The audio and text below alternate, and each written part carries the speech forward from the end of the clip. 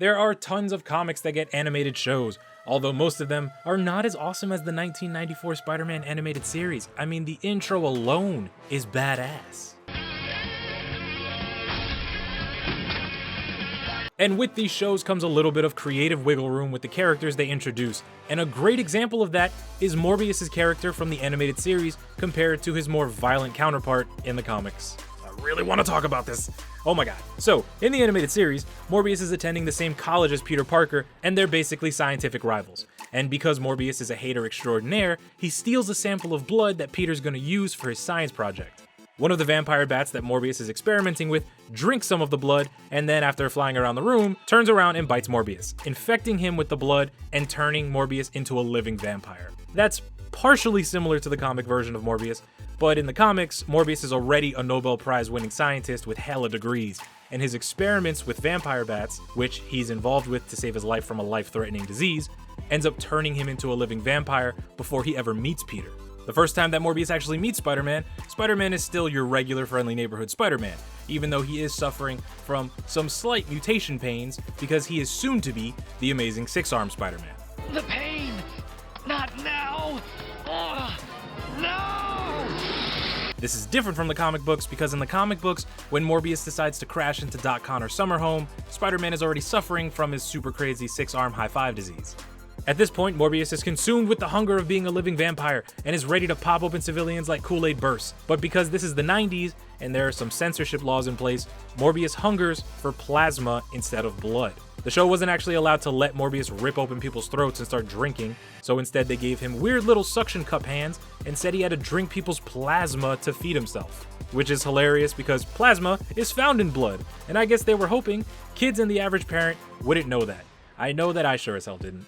Now, even though Morbius is enough of a pain for Spider-Man, he's not the only one that shows up to Morbius' origin episodes.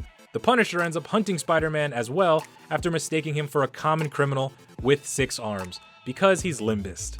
This is one of the major changes to Morbius' introduction, because in the comics, it's actually the Lizard that shows up as the third dance partner instead of the Punisher.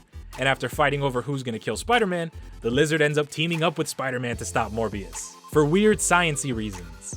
Then you have the first time the living vampire meets the vampire hunter. Blade rolls into New York looking to specifically kill Morbius, and Spider-Man, who is now cured of his extra hand disease, is trying to find a cure for him, so Blade and Spidey end up butting heads. There are actually 2 cool differences about Blade's intro to Morbius. First, Blade ends up meeting Morbius by accident when an alien ship crash lands in an alley, and Blade suspects Morbius killed the alien pilot because the alien pilot has vampire teeth marks in his neck. So that ends up with Blade looking to stake Morbius hella hard.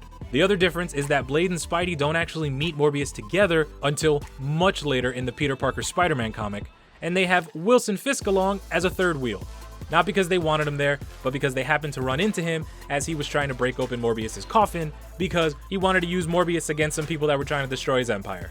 One of the biggest changes in the animated series is Morbius' change into a giant man-bat creature when his own plan to turn everyone into living vampires fails.